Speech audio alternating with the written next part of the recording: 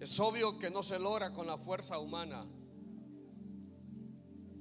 No se logra con la fuerza humana. Todo lo que viene del mundo, de afuera,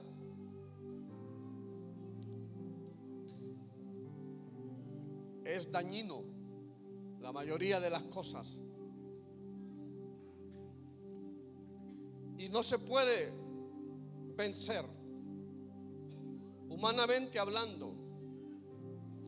El mundo es una fuerza brutal, descomunal.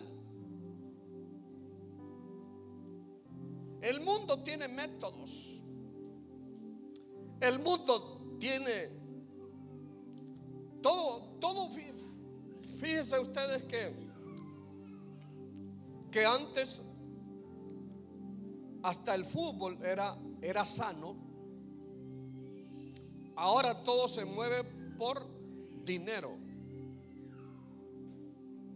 Todo se mueve por dinero. Ahí están metidos los grandes millonarios del mundo en los grandes equipos de fútbol. Y hay muchas cosas. Hollywood. Antes las películas de Hollywood eran sanas. Ahora ya no son sanas. El mundo tiene una fuerza descomunal.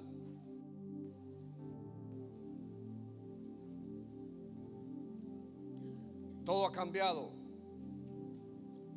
La fuerza humana se ocupa para vencer las cosas visibles y tangibles, pero no así las espirituales.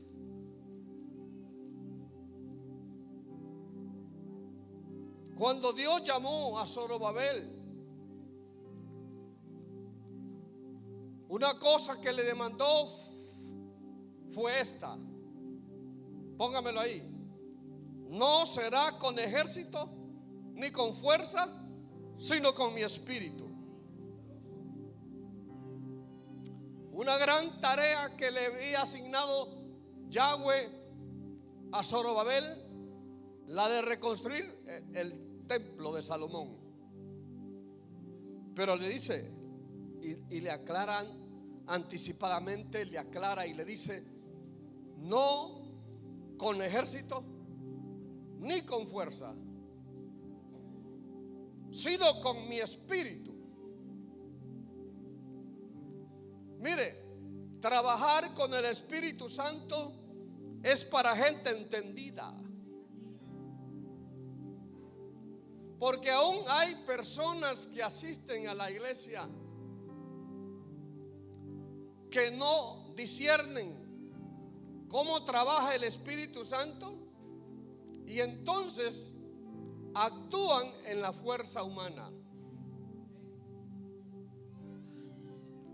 Quieren resolver los problemas con la fuerza humana y no con la fuerza del Espíritu. El Espíritu Santo fue dejado en esta tierra. El Padre lo envió, Yeshua lo envió para que nos ayudara a trabajar, a seguir adelante. Esta palabra en el original, fuerza, es la palabra chayil, que se traduce como valiente. Oiga, esa palabra fuerza en el original se traduce como chayil, que quiere decir valiente. Valiente. En el ejército se enseña a ser valientes en sus propias fuerzas, pero en Cristo se enseña a ser valiente con la fuerza del Espíritu Santo. Dejaríamos de ser iglesia de Cristo cuando dejamos de ser iglesia de Cristo cuando actuamos en nuestra propia fuerza, cuando queremos resolver los problemas nosotros mismos. Y cuando una persona que es de Dios, que es hijo de Dios, lo primero que tiene que hacer cuando tiene adversidades es doblar sus rodillas y pedirle al Espíritu Santo que le dé la fuerza para no actuar en la carne, sino actuar bajo la guianza del Espíritu Santo. Y cuando nosotros somos guiados por el Espíritu Santo, al Dios trabajar por nosotros, nosotros no nos sentimos mal, antes bien nos sentimos bien cuando el Espíritu Santo ha hecho el trabajo a través de nosotros. Pero qué mal se siente una persona que es sincera, una persona que tiene ética. Qué mal se siente cuando sabe que ha dañado a otra persona porque lo hizo en su carne, lo hizo en sus fuerzas. Entonces Dios dice: pues me dejaste a un lado y quisiste resolver tu problema a tu manera, entonces pues ahí te dejo. Y hay un malestar adentro que nos hace sentir que somos responsables de algo que sucedió, de algo que hicimos inadecuadamente. En el Salmo 84, versos 4 y 6, el lenguaje actual, la Biblia del lenguaje actual dice: qué felices son los que viven en tu templo, nunca dejan de alabarte. Oiga bien, qué felices son los que te reciben, que de ti reciben fuerzas. Note bien eso. Mire, lo voy a repetir: qué felices son los que de ti reciben fuerzas y de todo corazón desean venir hasta tu templo. Cuando cruzan el valle, oiga bien, mire qué poderoso. Cuando cruzan el valle del llanto, lo convierten en manantial. Hasta las lluvias tempranas cubren el valle con sus bendiciones. Aleluya.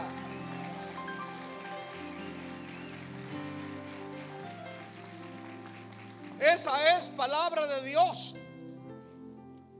Regresame al verso 5, por favor. Qué felices son los que de ti reciben fuerzas. Déjalo ahí. Qué felices son los que de ti reciben fuerzas.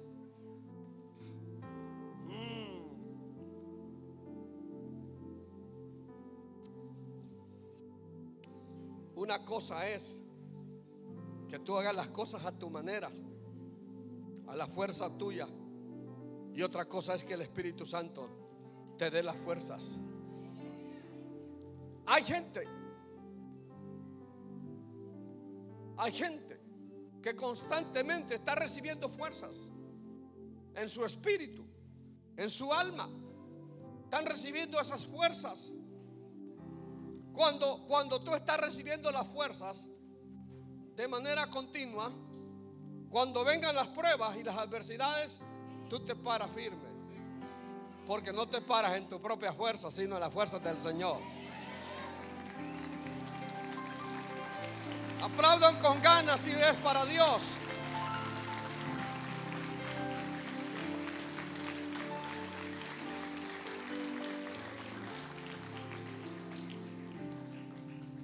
Pero en el verso 6 hay algo que ocurre. Cuando cruzan estos que son felices, cuando cruzan el valle del llanto, lo convierten en manantial.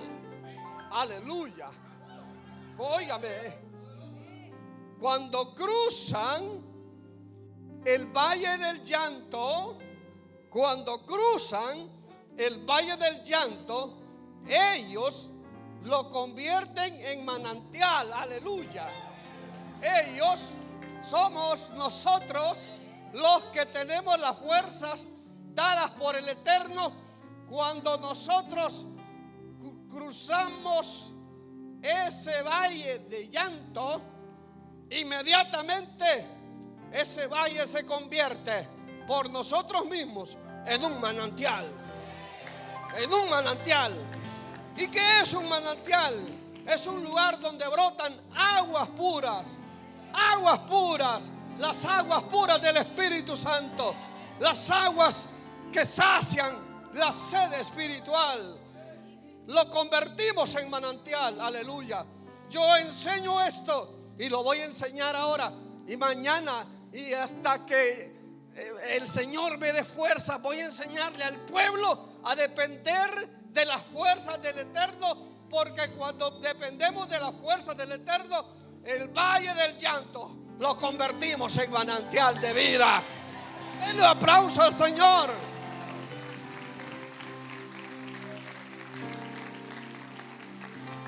La gente quiere, no es Dios el que lo convierte, no es Dios, somos nosotros los que lo convertimos. Es decir, estoy en el valle del llanto, estoy llorando porque la circunstancia tal vez está dura, estoy llorando, pero en medio de mi llanto doy un paso hacia adelante y convierto aquel llanto en un manantial de vida, un manantial de vida, aleluya. Hasta las lluvias tempranas cubren el valle con sus bendiciones. Gloria a Dios. Primera de Juan, el apóstol le dice a los jóvenes en Primera de Juan capítulo 2 verso 14: os he escrito a vosotros padres, porque habéis conocido al que es desde el principio. Os he escrito a vosotros jóvenes, porque sois fuertes y la palabra de Dios permanece en vosotros y habéis vencido al maligno. El propósito de Juan, del apóstol Juan, al enviar esta escritura, se dirige a padres y se dirige a jóvenes.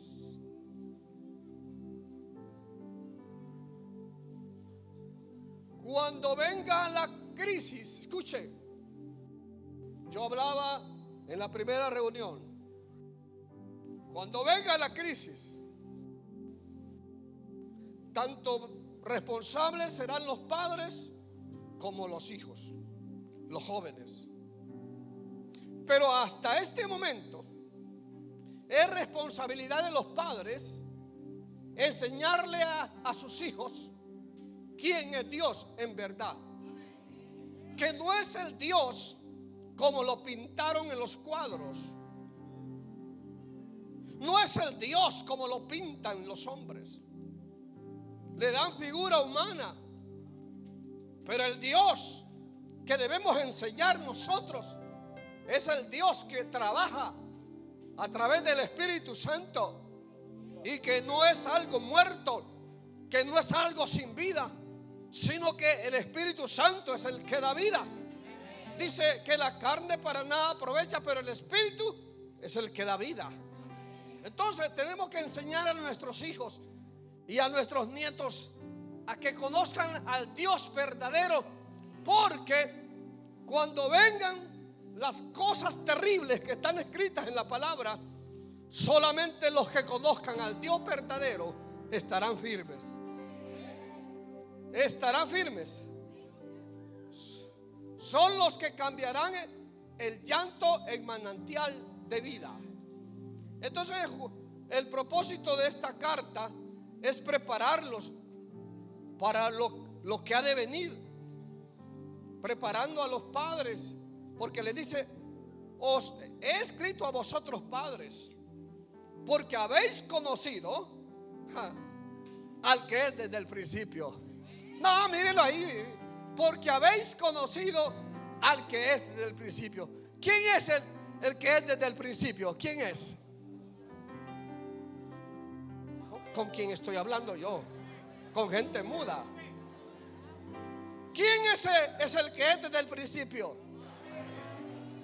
Yo no estoy oyendo nada por acá. ¿Quién es el que es desde el principio? Diga Yahweh, diga Yahweh. A una sola voz. ¿Quién es el que es desde el principio? Yahweh. Que se escuche. Diga Yahweh. Es desde el principio.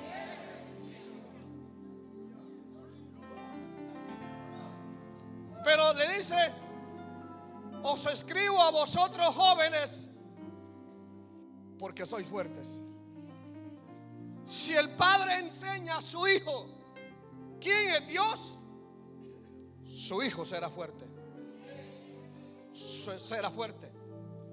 He visto una situación incómoda para mí, y es ver a los padres que vienen a la iglesia y sus hijos no están aquí. Ahí hace falta algo. Los primeros en dar cuenta delante de Dios por nuestros hijos seremos los padres. ¿Qué dirección le dimos? Mira, papá, le dice el hijo, es que yo tengo un partido a la hora del culto. Es que mira, papá, que mis compañeros de la universidad me invitaron a una reunión. Y los viejos alcahuetos que no saben lo que están haciendo. Sí, hijo, no te preocupes. El otro domingo, el otro sábado vas a la iglesia. Y así pasa el tiempo. Y este muchacho o muchacha le va perdiendo el amor a Dios. Y se va alejando de Dios. De manera que un día, ya cuando tiene 20 años, ya no es lo mismo que cuando tenía 10. Porque cuando tenía 10 yo lo traía a la iglesia, aunque fuera de las orejas. Pero ya cuando tiene 20, me daría vergüenza a mí traerlo a la fuerza. Hay un periodo para trabajar con la gente, con los jóvenes. Voy a avanzar porque tengo cosas que decirle aquí.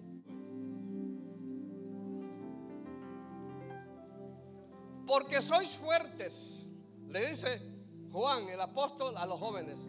Os escribo a vosotros jóvenes porque sois fuertes. Fuertes equivale a madurez espiritual. ¿A qué equivale fuertes? Acá a la derecha no los oigo, están mudos. ¿A qué equivale la palabra fuertes? Diga conmigo, madurez espiritual. Jóvenes tienen que aprender a ser maduros. La madurez se logra a través de las enseñanzas recibidas, a través de la práctica de la fe. La madurez se obtiene a través de la práctica de la fe. Tiene muchas cosas de por medio, muchas cosas. Pero necesitamos jóvenes fuertes.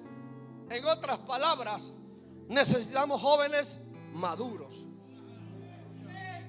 Un joven maduro no es aquel que de primas a primeras le va a decir a la joven, me gustas. No, primero la observa, ¿no? Y la observa hasta conocerla, porque después vienen los problemas.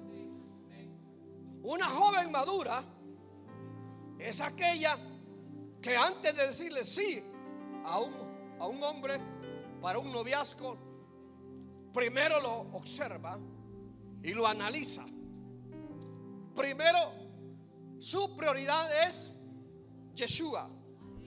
Su prioridad es la palabra del Eterno y no otra cosa.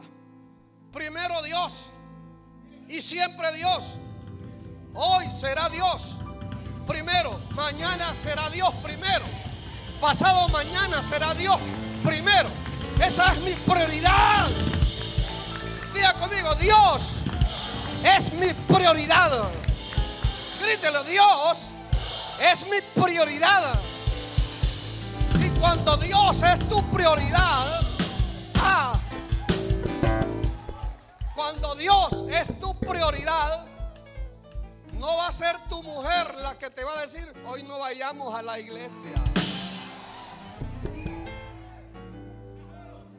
Estoy cansada. O a la inversa, no va a ser el hombre el que te va a detener, mujer. Si Él te dice, y es que todos los sábados vas a estar metida en esa iglesia, usted le va a decir sí.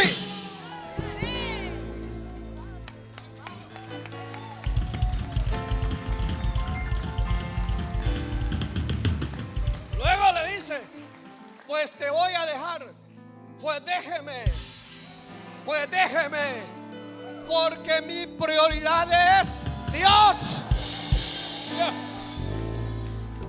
Ah, no, pero las mujeres, los jóvenes y las jovencitas débiles a la primera de cambio dicen, sí, te acepto como mi novio.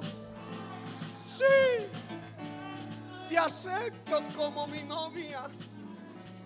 Y luego se casan rápidamente y se deja venir una serie de problemas. Hay jalones de pelos, hay rasguños, hay empujones. Y wow, dice, es que no era maduro ni madura. Necesitaba madurar. Yo he visto un montón de gente cometer errores aquí por falta de madurez espiritual. La madurez espiritual nos hace ser sabios, ser entendidos, aleluya, conocer a las personas, verlas, mirar a las personas, porque no todo lo que brilla es oro.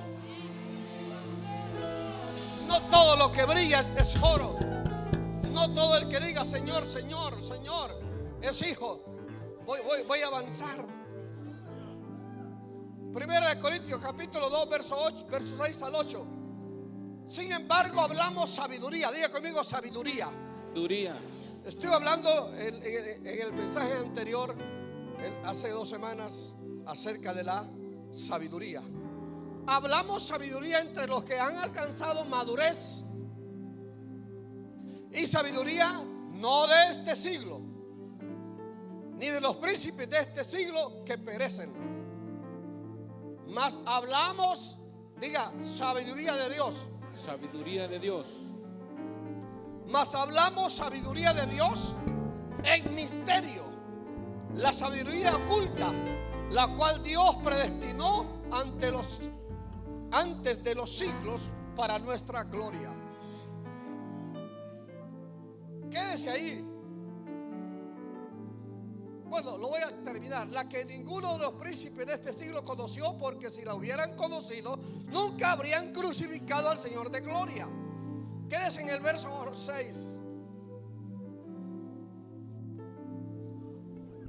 Frente a quienes usted va a hablar sabiduría. Frente a los que han alcanzado madurez. Hay veces que uno se equivoca y piensa que está hablando con gente madura y está hablando con niños en la fe. Y un niño en la fe, si tú le cuentas algo que es privado, al instante te lo divulga. Un niño en la fe es aquel que no se mide para hablar tonteras, o no se mide para hablar de su hermano. No se mide porque es inmaduro. Pero la sabiduría que es de lo alto se alcanza, no está lejos de nosotros, no está lejos de nosotros. Se puede lograr la sabiduría que se ha adquirido a través de la madurez. A través de la madurez aprendemos a conocer los tiempos en que estamos. Aprendemos a ver las cosas tal como son. El mundo vive un espejismo. Escúcheme. El mundo vive un espejismo. Todo es ilusorio. Todo es fantasías. Y el mundo cree que eso es real. Ya le voy a decir más adelante lo que viene. Ilusorio, fantasías, vanidades. el mejor, quiero el mejor celular, quiero el último, dice. Y tal vez cuesta 30,000 empiras. Pero como lo quiere, se mete a deuda, quita prestado y lo adquiere. Porque es una fantasía. Este mundo es una fantasía. O sea, en otras palabras, lo que la gente del mundo secular dice, muchas de esas cosas no son reales. No son reales. Debemos hablar sabiduría, no delante de cualquiera. Debemos hablar con madurez.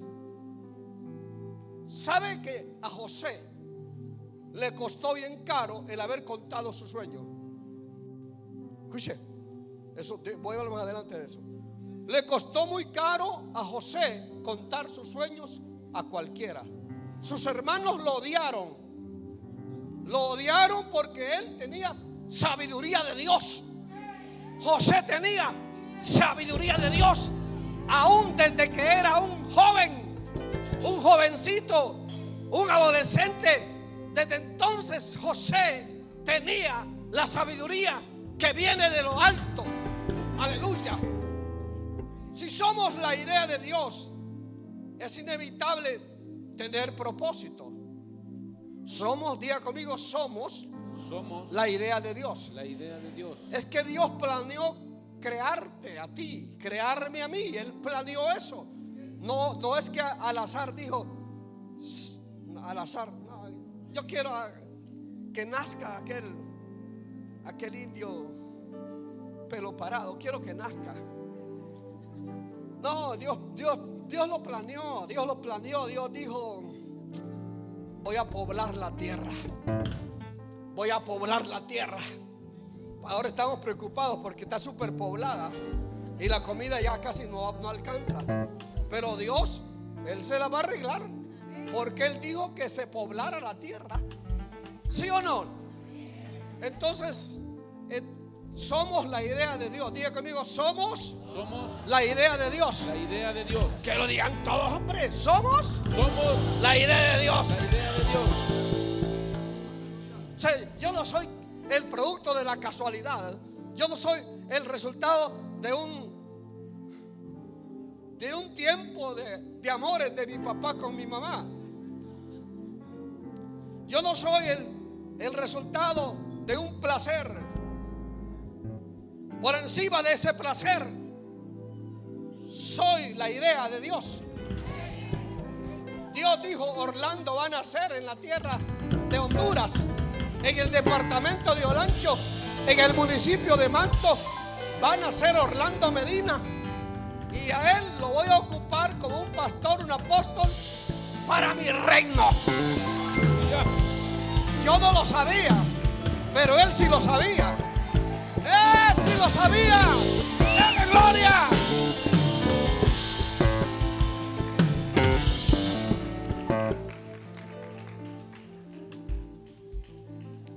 Dios llamó, o sea, llama el final desde el principio.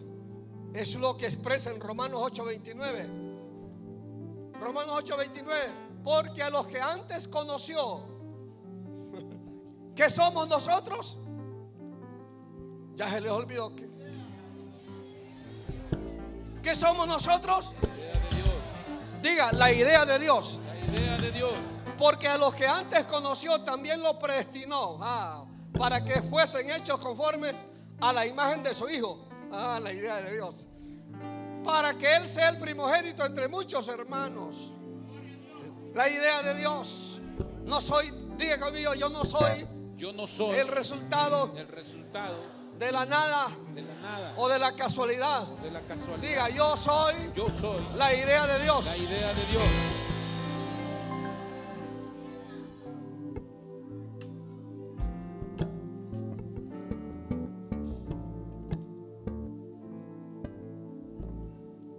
En su infinita gracia, Dios nos tomó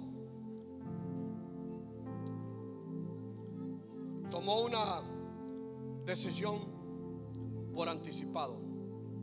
Eso Eso quiere decir que Dios tomó una decisión por anticipado. Porque hay esas dos frases que están ahí. Número uno, a los que antes conoció. ¿A qué antes se refiere? A los que antes conoció. ¿A qué antes se refiere?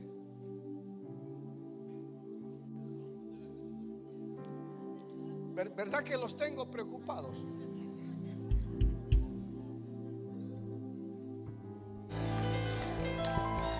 ¿Qué antes? No, es que esto es así, mire. A los que antes conoció. Es que estábamos ahí. Estamos ahí en la eternidad.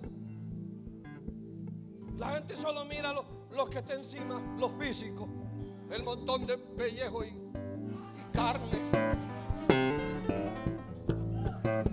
Algunos pellejos están más estirados que otros. Porque hay pellejos que con el transcurrir del tiempo se arrugan. Y la mayoría de los pellejos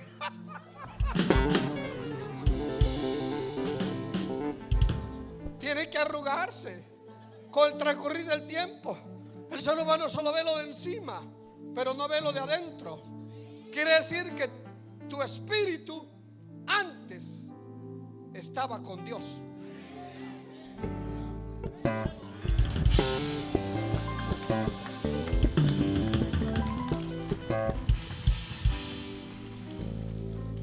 Pero también dice la otra palabra, a los que antes predestinó. Desde que estábamos ahí en la eternidad, nos conoció y nos predestinó. Mire, esa palabra de la doctrina de la predestinación es maravillosa, pero es peligrosa. Porque hay gente que no entiende lo que es predestinación. ¿Por qué Dios no te ha matado y te ha mandado al infierno? Porque Dios te predestinó desde antes, cuando te conoció, te predestinó. Y aunque hemos cometido errores, pero no nos ha desechado, porque la predestinación funciona. Esto no quiere decir que vamos a vivir a nuestro antojo, pero la predestinación funciona. Funciona. Y por eso estamos aquí. Todavía estamos aquí, a la espera de grandes cosas. Se es diferente solo cuando se marca la diferencia. Si no es así, solo somos uno más en este mundo. Diga conmigo: yo soy diferente. Yo soy diferente. Cuando marco la diferencia. Cuando marco la diferencia. Hay personas que no quieren marcar la diferencia. Hay personas que solo quieren vivir de lo normal, de lo normal, la rutina. No quieren ver más allá. No quieren ir más allá. La fe cristiana no tiene límites.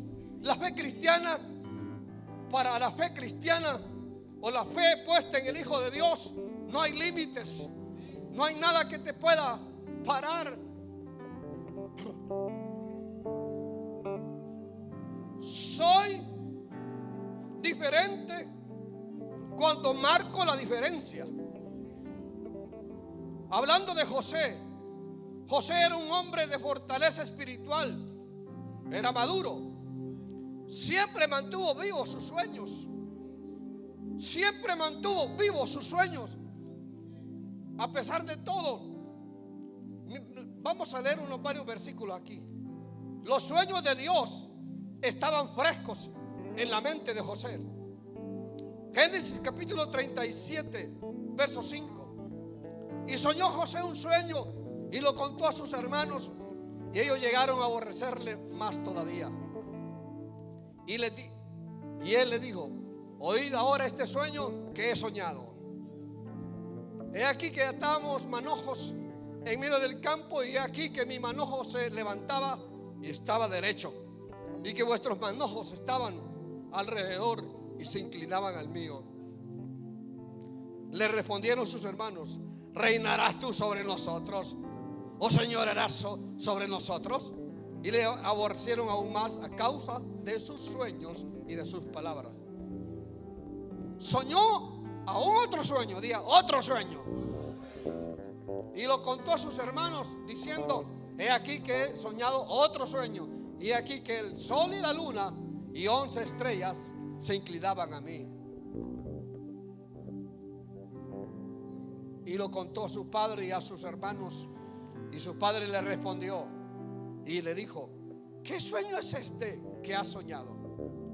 ¿Acaso vendremos yo y tu madre y tus hermanos a postrarnos en tierra ante ti?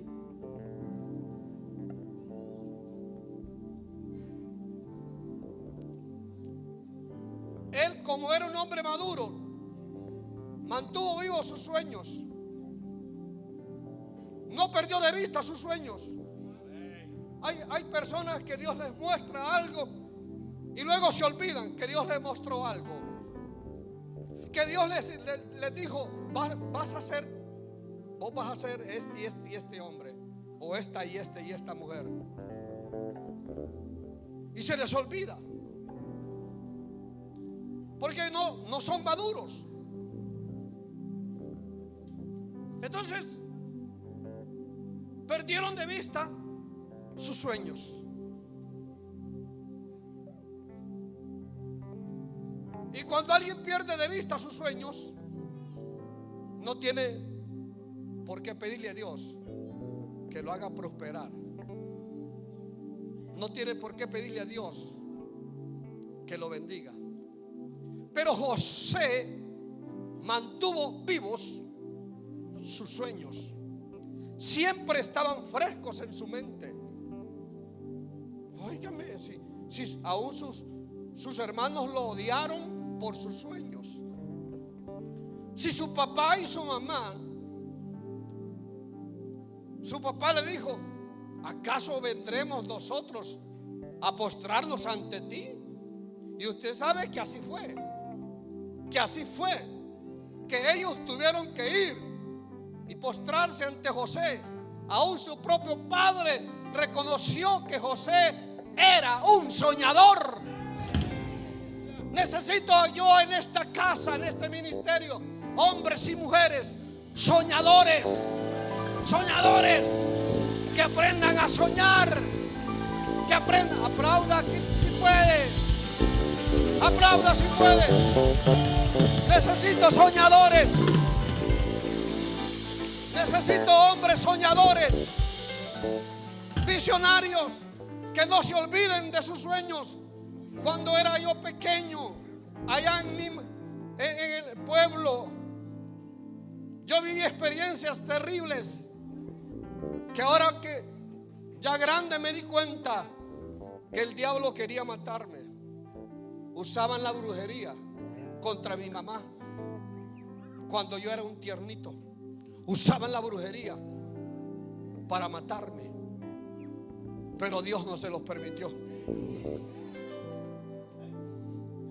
Por lo que ya les dije.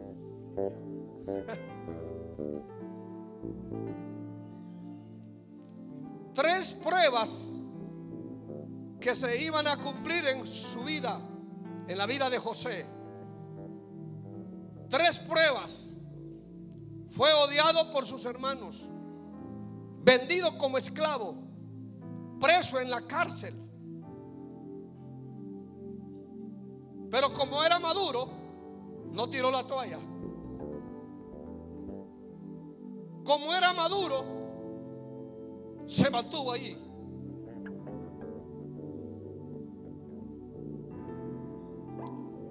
¿A quién le gustaría ser odiado por sus hermanos? A nadie. ¿A quién le gustaría que lo vendieran como esclavo? A nadie, sus propios hermanos. ¿A quién le gustaría ir a la cárcel solo por ser un soñador? A nadie. José se mantuvo firme porque Dios lo estaba preparando para, mire, ¿para qué lo preparaba? Para la crisis alimentaria que vendría a la tierra. Y aquí quiero hablar ya de lo profético. Agárrense. 3 pruebas que se iban a cumplir en su vida para prepararlo para la crisis alimentaria que vendría después de 7 años. Después de 7 años. Primeros 7 años había que almacenar, cultivar y almacenar, porque iban a haber cosechas grandes en los primeros 7 años. Pero en los siguientes 7 años la tierra se volvería estéril. Yo creo que ahí vino una sequía terrible en Egipto.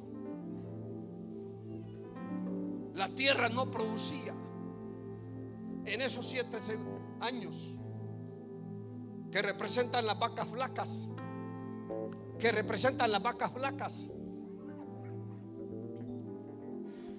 Pero José fue llevado de la cárcel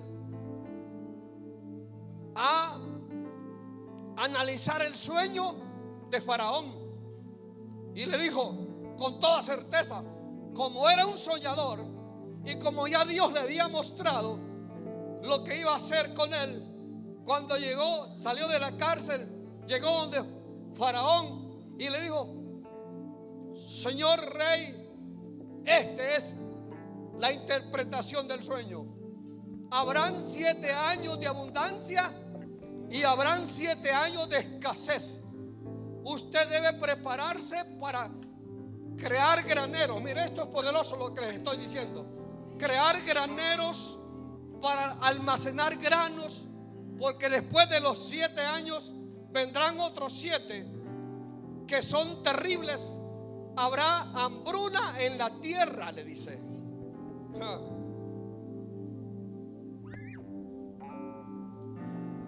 Según los expertos, escúcheme, aquí viene. Según los expertos, se avecina una crisis alimentaria que afectará a la humanidad. Si usted no lo ha visto en las redes sociales, búsquelo.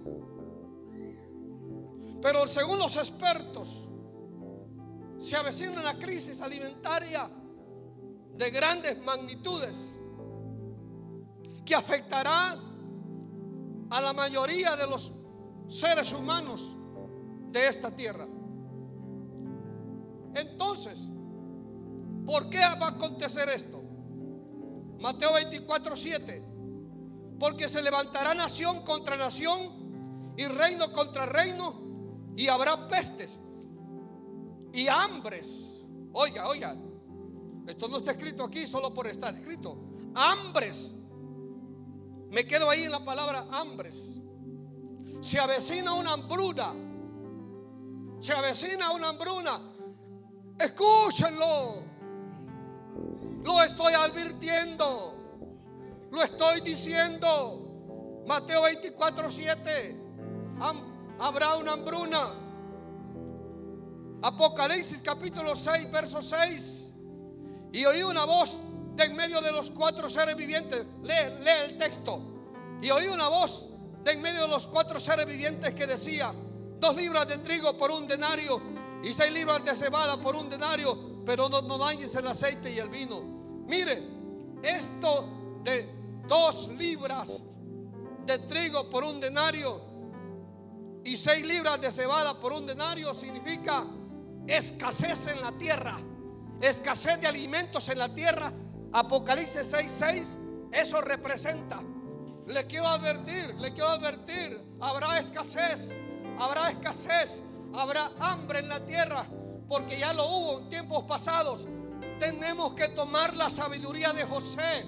Y José lo que hizo es, en vez de estar ansioso por un carro, en vez de estar ansioso por un celular de última generación, José lo que hizo fue guardar alimentos. Yo estoy hablándole con conocimiento de causa que viene una hambruna, y si usted no se prepara, usted la va a ver difícil. Si usted puede guardar, guarde granos. Hay formas como guardar granos que duran, que perduran por años, por 3, por 5 años. Se necesita ser maduro para entender y escuchar la voz de Dios, que hoy le está a usted diciendo que haga lo que yo le digo, porque yo estoy aquí como una voz de parte de Dios que le dice al pueblo lo que tiene que hacer. ¡Ah!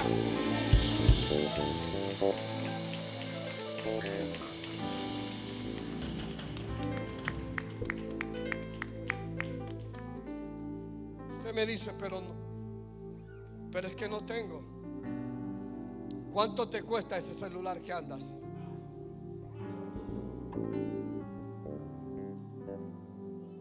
¿Cuánto te cuesta ese celular que andas?